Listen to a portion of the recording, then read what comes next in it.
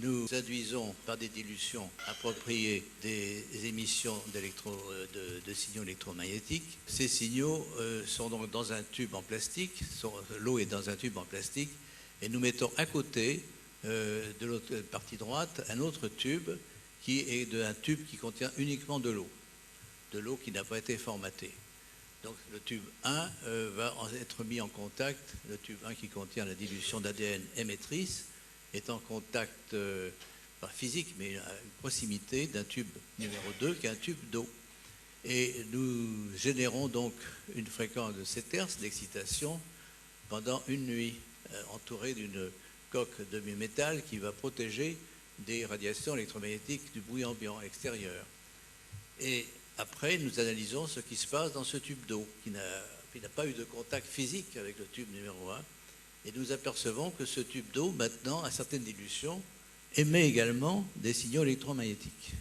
Donc il y a eu induction par les ondes produites par le tube 1, il y a eu induction dans le tube d'eau, dans le tube 2, de ces signaux. Alors la question est évidemment, qu'est-ce que c'est que les structures qui produisent ces signaux ont-elles gardé l'information de la séquence d'ADN du tube numéro 1?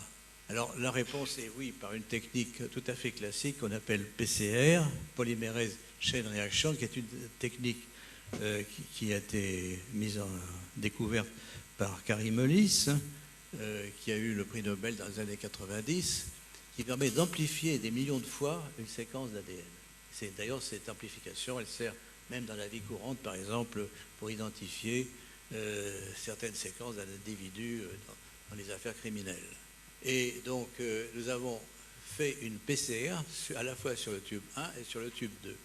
Alors, en haut, vous avez le tube d'ADN, donc c'est normal, on voit une bande correspondant dans un électrophorèse de gel de la taille de ce qu'on a mis dans l'ADN, c'est-à-dire la LTR, le fragment de 104 paires de bases. Nous trouvons dans le tube d'eau qui a été donc induit par les ondes du premier tube, on trouve la même séquence. Et ceci indique qu'il y a donc eu transfert de l'information d'ADN à travers l'eau par les ondes électromagnétiques. On utilise une polymérase d'ADN pour lire la séquence d'ADN.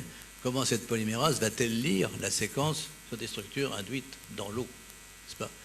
Alors, il semble qu'il y a plusieurs théories. La théorie la plus simple actuellement, enfin celle qui correspond à les données que nous avons observées, c'est qu'il y a des conformations de l'ADN dépendant des bases de la séquence des bases, des 4 bases, qui modifient donc, qui induisent dans l'eau une structure que la polymérase d'ADN a dû connaître auparavant, n'est-ce pas? Donc on peut penser que les polymérases, les enzymes qui synthétisent l'ADN depuis l'origine de la vie, ont probablement utilisé la même structure de l'eau pour repliquer la séquence d'ADN.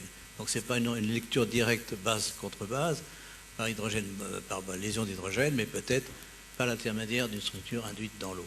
Donc vous voyez, ceci pose des questions sur l'origine même de la vie. Est-ce que au départ, l'eau était vraiment le milieu primordial, a pu recevoir une information qui l'a structurée? Alors d'où vient cette information? Est-ce qu'elle s'est formée un peu toute seule, ou bien est-ce qu'elle vient de l'univers, d'autres planètes? On ne sait pas. Donc ceci pose bien sûr des questions un peu philosophiques.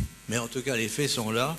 On peut digitaliser les signaux, numériser les signaux enregistrés à partir des dilutions d'ADN, et donc les transmettre à distance par Internet.